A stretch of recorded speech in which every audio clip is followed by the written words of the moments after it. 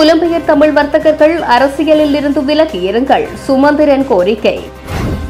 பாரிய பின்னடைவை சந்தித்துள்ள சுதந்திர கட்சி மற்றும் பொதுஜன பெரமுன, எதிர்க்கட்சி பகிரங்கம்.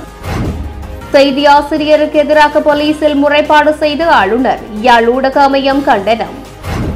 ஸ்ரீலங்கன் ஏர்லைன்ஸ் உட்பட 5 அரசு நிறுவனங்களுக்கு கோப் குழு அழைப்பு. ஜனாதிபதி வேட்பாளராக களமிறங்கும் முன்னாள் அமைச்சர் ரோஷான். ஊடக அடக்குமுறைகளை பார்த்துக் கொண்டிருக்க முடியாது, சுகாஸ் காட்டம். தலைமன்னாரில் இருந்து தனுஷ்கோடியை நீந்தி கடக்க முயன்ற முதியவர் நடுக்கடலில் உயிரிழப்பு. வவுனியாவில் இளங்கோ அடிகளாரின் நினைவு தினம் அனுஷ்டிப்பு. ஜனாதிபதியின் திட்டத்திற்கு அமைய வடக்குக்கு 50,000 சோலார் பவர் வீட்டு திட்டங்கள். வீட்டு திட்டம் காணி தருவதாக யாராவது பணம் பெற்றால் முறைப்பாடு செய்யுங்கள், ராஜாங்க அமைச்சர் காதர் மஸ்தான். 2026 அதிகரிக்கும் இலங்கையின் வறுமை விகிதம், உலக வங்கி சுட்டிக்காட்டு. தொடர்வது விரிவான செய்திகள். தமிழ் புலம்பெயர் வியாபாரிகள் வர்த்தக செயற்பாடுகளை மாத்திரம் மேற்கொள்ளுங்கள், தமிழ் மக்களின் தேசிய விவகாரங்களில் தலையிட வேண்டாம் என தமிழரசுக் கட்சியின் பாராளுமன்ற உறுப்பினர் சுமந்திரன் தெரிவித்துள்ளார். எமது ஊடகத்தில் இடம்பெற்ற அரசியல் நேர்காணல் நிகழ்ச்சியில் கலந்து கொண்டு கருத்து தெரிவிக்கும் போது அவர் இதனை தெரிவித்துள்ளார். எனக்கு ஒருவர் மூலமாக, அவர் நேரடியாக பேசவில்லை, கட்சிகள் விற்பனைக்கு உண்டு, உங்களுக்கு வேணுமா என்று சொல்லி அவர் சார்பாக இன்னொருவர், எனக்கு ஆட்களே தெரியாது, ஒருவர் சார்பாக தான் சொல்லுவதாக இன்னொருவர் செய்தி அந்த விடயத்தை இல்லை, அது எனக்கு அவர் மூலமாகத்தான் உண்மையாக அந்த செய்தி வந்ததென்று நிரூபணமாக தெரியுமாக இருந்தால் நான் அவர்கிட்ட பேரை சொல்லலாம்.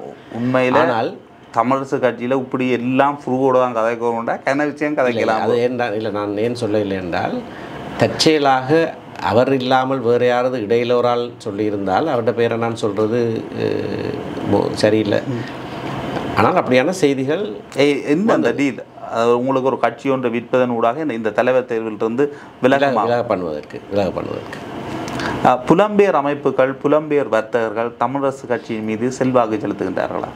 ஆம், செலுத்துகிறார்கள். இது ஒரு பாரிய ஒரு பிரச்சனை இன்றைக்கு. இது சம்பந்தமாக 1.5 வருடங்களுக்கு முன்னர் ஒரு மிக முக்கியமான ஒரு சர்வதேச மட்டத்தில் பல முக்கிய பதவிகளை வகித்த ஒருவர் எனக்கு அந்த நேரத்திலேயே ஒரு செய்தியை அனுப்பியிருந்தார். இப்படி வடக்கிலேயும் அரசியலுக்குள்ள பணம் புகுந்து விட்டது, இது விரும்பத்தக்க விடயம் அல்ல, இதை பற்றி நீங்கள் கொஞ்சம் கவனிக்க வேண்டும் என்று. இப்பொழுது நான் அதை பின்னால் திரும்பி பார்க்குற போது பல விடயங்கள் அப்படியாகத்தான் நடக்கிறதாக தெரிகிறது. சென்ற பொது தேர்தலில் எங்களுடைய கட்சியைச் சேர்ந்த சிலரிடத்திலேயே எனக்கு எதிராக கருத்துக்கள் கூறும்படியாக மைக்கை நீட்டி கருத்துக்கள் பெறப்பட்டன. சிலரிடத்திலே அப்படி கேட்டபோது அவர்கள் மறுத்திருக்கிறார்கள். அதனால தான் எனக்கு அந்த விஷயமே தெரியும். அவர்களுக்கு சொல்லப்பட்டது, நீங்கள் இந்த எதிரான கருத்தை சொல்வீர்களாக இருந்தால் உங்களுடைய தேர்தல் செலவெல்லாம் நாங்கள் பொறுப்பெடுக்கிறோம். அப்படியான நிகழ்ச்சிகள் இடம்பெற்றிருக்கிறது. இப்பொழுது இன்னும் கூடுதலாக வலுப்பெற்றிருக்கிறது. இது தமிழ் மக்களுடைய ஒரு கொள்கை அரசியல் விஷயத்தில் மிகவும் பாதகமான ஒரு பின்விளைவை ஏற்படுத்தும். நீங்கள் இந்த கேள்வியை கேட்டபடினால நான் இப்போ பகிரங்கமாக அந்த வர்த்தகர்களிடத்தில் ஒரு கோரிக்கையை விடுறேன். தயவு செய்து அரசியல்லேருந்து விலகி இருங்க. நீங்கள் செய்த வர்த்தகமும் உங்களுடைய லாபம் ஈட்டுற வேலையும் நீங்கள் வேறு வழியில் பார்த்துக்கொள்ளுங்க. அரசியலுக்குள்ளே தயவு செய்து நுழைய வேண்டாம். ஏனென்றால் தமிழ் மக்களுடைய விடிவுக்கான பயணம் என்பது இந்த அரசியல் பாதையினூடாக நாங்கள் அடைய நினைக்கிறது. அதுக்குள்ளே பணம் என்கின்றது ஒன்று உட்செலுத்தப்பட்டு அது தாக்கம் செலுத்துவதாக இருந்தால் அது மிகவும் பாரிய மோசமான பின்னடைவுகளை எங்களுடைய மக்களிடத்திலே கொண்டு வந்து சேர்க்கும்.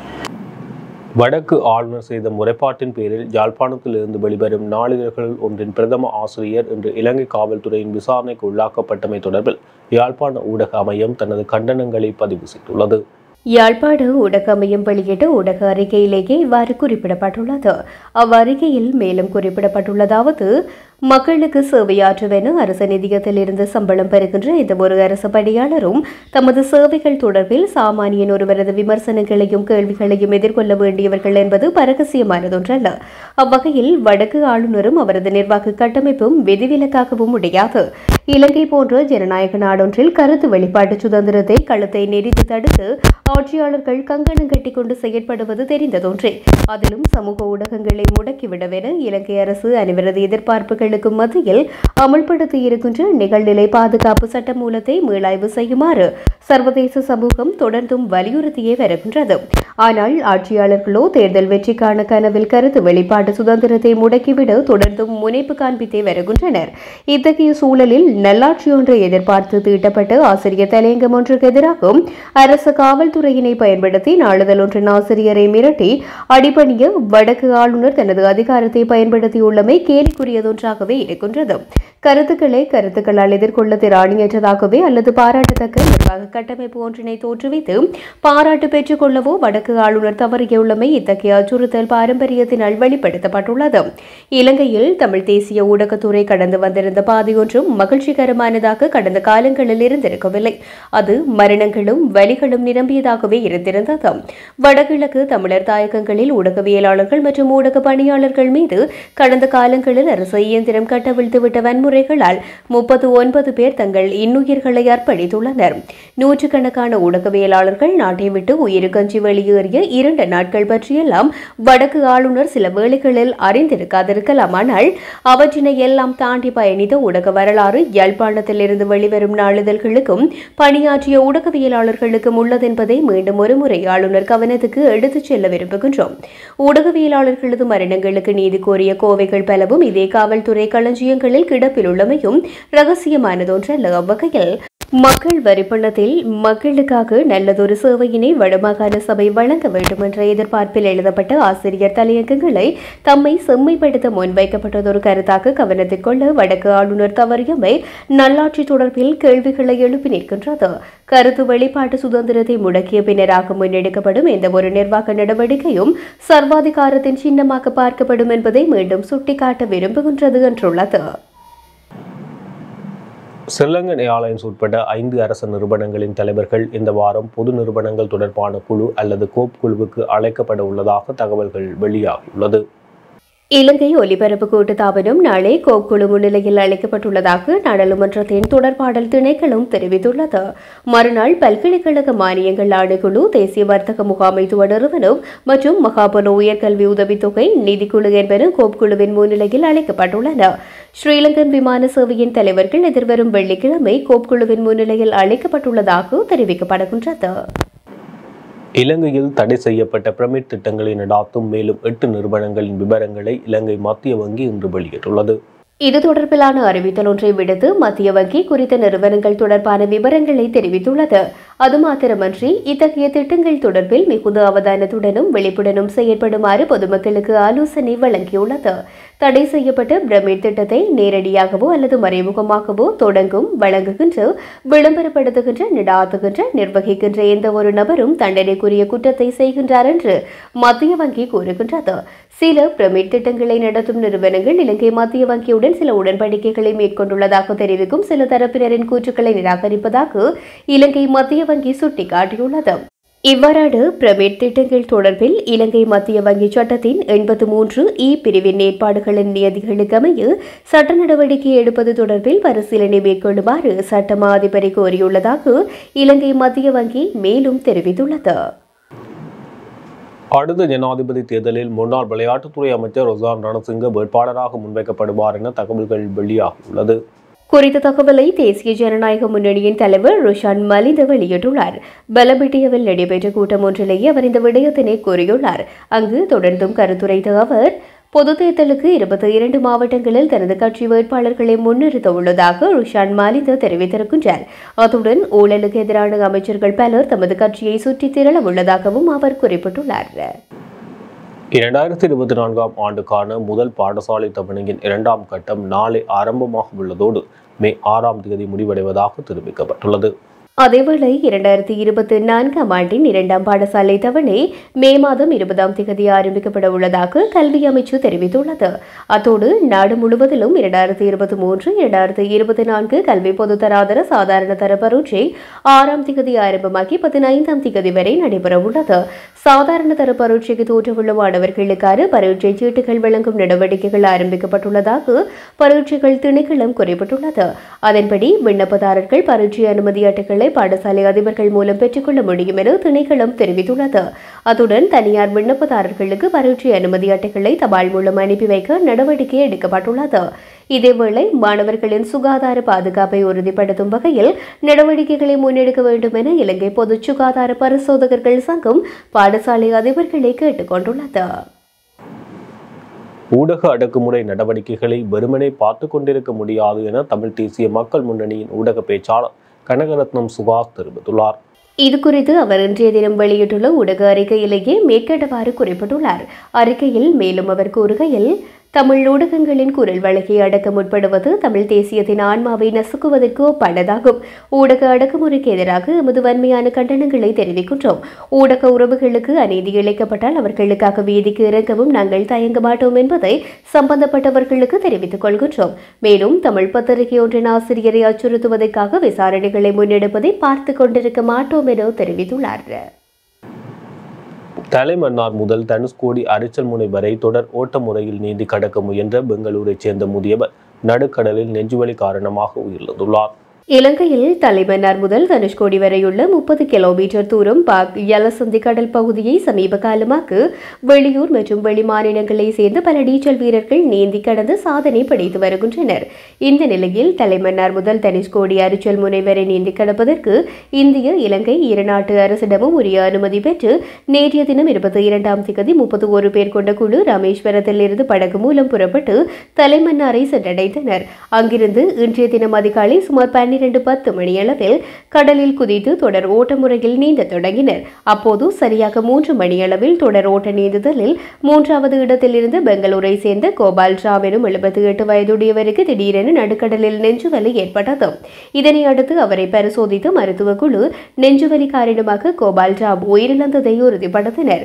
தொடர்ந்து கோபால் ராவ் உடலை தனுஷ்கோடி பாலம் கடற்தொழில் துறைமுகத்துக்கு எடுத்து வந்த பின்னர் உடற்கூற்று ஆய்வுக்காக ராமேஸ்வரம் அரசு மருத்துவமனையில் அனுமதித்தனர். உடன் வந்த நபர் ஒருவர் உயிரிழந்ததால் 30 பேரும் மன்னார் முதல் தனுஷ்கோடி அரிச்சல் முனை வரை நீந்தி கடந்த சாதனை படைக்கும் நிகழ்வை கைவிட்டனர். இந்த நிலையில் கோபால் ராவ் உயிரிழந்தமை தொடர்பாக ராமேஸ்வரம் மரைன் காவல்துறையினர் வழக்கு பதிவு செய்து விசாரணை மேற்கொண்டு வருகின்றமை குறிப்பிடத்தக்கது. சித்திரை முழுநிலா தினமான இன்று வவுனியா கோவில் குளம் சிவன் கோவிலுக்கு அருகில் உள்ள இளங்கோ அடிகளாரின் சிலையடியில் அவரது நினைவு தினம் அனுஷ்டிக்கப்பட்டுள்ளது. வவுனியா நகர சபையின் ஏற்பாட்டில் தமிழ் விருட்சம் அமைப்பின் தலைவர் சி சந்திரகுமார் தலைமையில் குறித்த நிகழ்வு நடைபெற்றதுடன் அடிகளாரின் திருவுருவச் சிலைக்கு மாலை அணிவித்து மலரஞ்சலி செலுத்தப்பட்டது. அடிகளார் தொடர்பான சிறப்பு உரைகளும் இடம்பெற்றிருந்தன. இந்த நிகழ்வில் வவுனியா நகர சபை செயலாளர் ஆ பாலகிருபன், முன்னாள் வடமாகாண சபை உறுப்பினர் ஜி லிங்கநாதன், முன்னாள் நகர சபை உறுப்பினர் சுமந்திரன், இந்து அன்பக சிறுவர்கள், சமூக செயற்பாட்டாளர்கள் என பலரும் கலந்து கொண்டிருந்தனர். ஜனாதிபதியின் திட்டத்துக்கு அமைய வடக்குக்கு 50,000 சோலார் பவர் வீட்டு திட்டங்கள் வழங்கப்பட உள்ளது. பாராளுமன்ற உறுப்பினர் மற்றும் அமைச்சர்களின் பெயரை பயன்படுத்தி வீட்டு திட்டம் காணி தருவதாக யாராவது பணம் பெற்றால் முறைப்பாடு செய்யுங்கள் என கிராமிய பொருளாதார அபிவிருத்தி ராஜாங்க அமைச்சர் காதர் மஸ்தான் தெரிவித்துள்ளார். பேர்கள் கிட்டத்தட்ட முல்லைத்தீவுல 6,000 குடும்பங்கள் தெரிவு செய்யப்பட்டிருக்குது. 6,000 சொச்சம் நான் சரியான நீங்க அதே மாதிரி மன்னார்லையும் 5,000 சொச்சம் குடும்பங்கள் தெரிவு செய்யப்பட்டிருக்குது. வவுனியாலையும் அதே சேம். அதெல்லாம் டிஎஸ் ஆஃபீஸில் தெரிவு செய்யப்பட்டு எங்கிட்ட லிஸ்ட் இருக்குது. இப்போ ஏண்டா இப்போ அண்மை காலத்தில் இப்போ ஒரு பிரச்சனை ஒன்று போய்கிட்டு இருக்குது. சிலர் காசு எடுத்துக்கிட்டு பதிகிறதாக. உண்மையிலேயே அப்படி நடந்திருந்தால் அதுக்கு இடம் கொடுக்கிறது அரசு அதிகாரிகள் அதில் கவனமாக இருக்கணும். உங்களுக்கு வீடு தர்றோம்ண்டு நாங்கள் என்ன சொல்கிறோம்னா, நீங்கள் டிஎஸ் ஆஃபீஸுக்கு போங்க. உங்களோடது பதியப்படலாட்டி உடனே நீங்கள் சரியான காரணத்தை இங்கே காட்டையில் ஜிஎஸ் கூடாக போகல டிஎஸ் ஆஃபீஸில் பதிவு வாங்கலாம். உங்களுக்கு முழுக்க இந்த 50,000 50,000 வீடு கிடைத்தால் வடக்கில் உள்ள வீடு இல்லாத அனைவருக்கும் இன்ஷால்லா வீடு கொடுக்கலாம் இறைவன் உதவியோட. அப்போ இதில் போய் இப்போ இந்த ஃபோம் பதிகிறங்கிறது அது அரசு அதிகாரிகள் பயந்துக்கிறாங்க. அதனால் இருந்தாலும் மக்கள் வர்றது தான் எங்கள்கிட்டையும் சரி இப்படி இருக்குது பதிகிறாங்க, நீங்கள் ஒன்றும் இது பண்ணுறீங்க இல்லை. நான் சொன்னேன் நீங்கள் அங்கே பதிங்க, உங்களோட பேரை தாங்கள். இப்போ நாங்கள் பேரை செக் பண்ணியே சொல்கிறோம், உங்களோட பேர் இருக்குது, உங்களோட பேர் இல்லாட்டி நாங்கள் இங்கே குறித்து கொள்கிறோம். அது ஃபோம் பதியணும்னு தேவையில்லை. நாங்கள் தகவல் எடுத்துக்கிட்டு டிஎஸ்க்கு நாங்கள் சொல்லுவோம், இந்த ஜிஎன் டிவிஷனில் இவங்க பதிப்படாமல் இருக்குது, அதை பாருங்கன்னு நாங்கள் சொல்லுவோம். ஏன்னா அந்த தகவலை நாங்கள் எடுத்துக்கிறோம். ஒவ்வொரு டிஎஸ் ஆஃபீஸில் இருந்தும் வீடு காணியுடன் வீடு கொடுக்கப்பட வேண்டியவர்கள், காணி இருக்குது வீடு கொடுக்கப்பட வேண்டியவர்கள், மற்றது அந்த அவ்வாறான இது. அதே மாதிரி காணி விஷயத்துலையும் உண்மையிலேயே அந்த இடத்துல எவ்வளோ ஃபாரஸ்ட் காணி விடுவிக்கப்படுதோ, சில இடங்களில் அண்மையில் சிலர் போன இடத்துல வந்து காணி விடுவிக்கிறது ஓகே, ஆனால் அந்த காணியில் முதலே மக்கள் இருக்கிறாங்க. மக்கள் இருக்கிற காணியை தான் ஃபாரஸ்ட் விடுவிக்குது. அப்போ இத்தனை 100 ஏக்கரை நாங்கள் தர்றோம்னு அங்கே போனால் காணி இல்லைன்னா மக்கள் இருக்கிறாங்க, வேறு மக்கள். அப்போ அதே மாதிரி ஒரு ஆளுக்கு 2-3 காணிங்கிறதெல்லாம் இருக்கிறதுக்கு. அதனால் இந்த பதிவு டிஎஸ் ஆஃபீஸில் இருக்குது. அவங்க அப்படி பதிவு செக் பண்ணி கொள்ளையிலும் டிஎஸ் ஆஃபீஸில். நான் இலகுபடுத்துறதுக்கு ஒரு வேலை செய்ய போகிறேன். நான் ஒவ்வொரு இப்போ அவங்க இதுவரைக்கும் தந்துக்கிற தரவுகளை அந்தந்த ஜிஎஸ் ஆஃபீஸில் பார்வைக்கு நினைக்கிறேன். பார்வைக்கும் போட்டுக்கிறாங்களோ எனக்கு தெரியாது. அப்படி பார்வைக்கு போடலாட்டி பார்வைக்கு போட சொல்கிறதோட நாங்கள் ஒரு நோட்டீஸ் மாதிரி அடித்து உங்களோட டிஎஸ் ஆஃபீஸில் தரப்பட்டுக்கிற தரவுல இத்தனை பேர்ட்ட பதிவுகள் இருக்குது, இந்த பதிவு இல்லாதவங்க போய் பதிங்கன்னு சொல்ல போகிறோம். அரசியல் கட்சி இப்படித்தானே இப்போ எங்கள் ஆஃபீஸுக்கு வரையில் பதிவுண்டு இல்லை. நாங்கள் விவரங்கள் இப்படி இல்லாதவங்களை எடுத்து சொல்கிறது. அது மாதிரி யாராவது அரசியல் கட்சி ஆஃபீஸுக்கு போய் சொல்லையில் அவங்க அதை பார்ப்பாங்களா இருக்கும். ஆனால் நீங்கள் சொல்கிற மாதிரி சில கட்சி ஆதரவாளர்கள் இது ஒரு ஃபோம் அடித்து ஊராக பதிகிற மாதிரி ஒரு தகவல். அது நான் சொல்கிறேன் அவங்களுக்கு என்னென்னா அதை முழுக்க இதை நாங்கள் அவங்க வந்து முழுக்க டிஎஸ் ஆஃபீஸில் போய் பார்த்துட்டு டிஎஸ் ஆஃபீஸில் பதிவு இல்லாட்டி அங்கேயே டிஎஸ் அதாவது ஜிஎஸ் இருக்கிற நாள் மக்கள் சந்திப்பு நாள் ஒன்று இருக்குது, இந்த திங்கக்கிழமை அன்றைக்கு போனீங்கன்னா அன்றைக்கு அங்கேயே பதிஞ்சிட்டு வந்துடலாம். இது வந்து அரசியல் கட்சியோட ஆஃபீஸில் போய் பதிய வேண்டிய தேவையில்லை. நாங்கள் இலகுபடுத்துறதுக்கு எல்லா பதிவும் சரியாக நடந்திருக்குதான்னு பார்த்து இலகுபடுத்துகிற வேலையை அதிகாரிகளுக்கு நாங்கள் சொல்லலாம். ஸ்ரீலங்கா சுதந்திர கட்சியின் முன்னாள் தலைவர் கட்சியை ஏலம் விடுவதாகவும் இந்த கட்சியை தனது பாதுகாப்பு வழக்கு மற்றும் நிதி நலன்களுக்காக பயன்படுத்தினால் அது ஒரு கடுமையான அநீதி என்றும் அமைச்சர் மஹிந்த அமரவீர தெரிவித்துள்ளார். கொழும்பில் நடைபெற்ற விசேட செய்தியாளர் மாநாட்டில் அமைச்சர் மஹிந்த அமரவீர கருத்து தெரிவிக்கையிலேயே இவ்வாறு தெரிவித்திருந்தார். கட்சியின் நிறைவேற்று சபையில் இணையும் தகுதி மைத்திரிபால சிறிசேனவுக்கு இல்லாத காரணத்தினால் நீதிமன்றத்தை அவமதித்துள்ளதோடு பதில் செயலாளரும் நீதிமன்றத்தை அவமதித்துள்ளதால் எதிர்வரும் நாட்களில் நீதிமன்றத்தை நாடப்போவதாக மஹிந்த அமரவீர மேலும் தெரிவித்தார். உயிர்த்த ஞாயிறு தாக்குதல் தொடர்பிலான விவாதம் நாளை முதல் 3 நாட்களுக்கு நடாத்துவதற்கு பாராளுமன்ற விவகாரங்களுக்கான குழு தீர்மானித்துள்ளது. நாளைய தினம் காலை 9:30 மணி முதல் 10:30 மணி வரை அபின் மற்றும் உபாயகரமான போதைப் பொருட்கள் சட்டத்தின் கீழ் உள்ள உத்தரவுகள் மீது விவாதம் நடாத்தப்பட்டு அதன் பிறகு உயிர்த்த ஞாயிறு தாக்குதல் தொடர்பான விவாதம் ஆரம்பமாக உள்ளது. இந்த விவாதத்துக்கான பிரேரணை எதிர்க்கட்சிகளால் கொண்டுவரப்பட்டதுடன் முன்னதாக உயிர்த்த ஞாயிறு தாக்குதல் தொடர்பாக 13 கோடி ரூபாய் செலவில் 11 நாட்கள் பாராளுமன்ற விவாதம் நடத்தப்பட்டமையும் குறிப்பிடத்தக்கது. 2026ஆம் ஆண்டில் இலங்கையின் வறுமை விகிதம் 22% விட அதிகரிக்கும் என எதிர்பார்க்கப்படுவதாக உலக வங்கி தெரிவித்துள்ளது. உலக வங்கி அண்மையில் விடுத்துள்ள அறிக்கையில் குறித்த விடயம் தெரிவிக்கப்பட்டுள்ளது. அத்துடன் இலங்கையின் பொருளாதாரம் இந்த ஆண்டு 2.2% மிதமான வளர்ச்சியை எட்டும் என்று எதிர்பார்க்கப்படுவதாகவும் குறிப்பிடப்பட்டுள்ளது. எவ்வாறாயினும் 2022ஆம் ஆண்டில் ஏற்பட்ட கடுமையான பொருளாதார வீழ்ச்சியின் பின்னர் நாடு இன்னும் அதிக அளவிலான வறுமை மற்றும் வருமான சமத்துவமின்மையை எதிர்கொள்வதாகவும் குறித்த அறிக்கையில் சுட்டிக்காட்டப்பட்டுள்ளது. வறுமை விகிதங்கள் தொடர்ச்சியாக 4வது ஆண்டாக அதிகரித்துள்ளதாகவும் 2023ஆம் ஆண்டில் 25.9% மக்கள் வறுமை கோட்டின் கீழ் வாழ்ந்துள்ளதாகவும் தெரிவிக்கப்பட்டுள்ளது. இந்த நிலையில் 2026ஆம் ஆண்டில் நாட்டின் வறுமை விகிதம் 22% விட அதிகரிக்கும் என்றும் உலக வங்கியின் அறிக்கையில் சுட்டிக்காட்டப்பட்டுள்ளமை குறிப்பிடத்தக்கது. இத்துடன் ஜெஃப்னா கேலரியின் இரவு நேர பிரதான செய்திகள் நிறைவு பெறுகின்றது. மேலும் செய்திகளை அறிந்து கொள்ள எமது இணையதள பக்கமான www.jeffnagallery.lk என்ற இணையதளத்துடன் இணைந்திருங்கள்.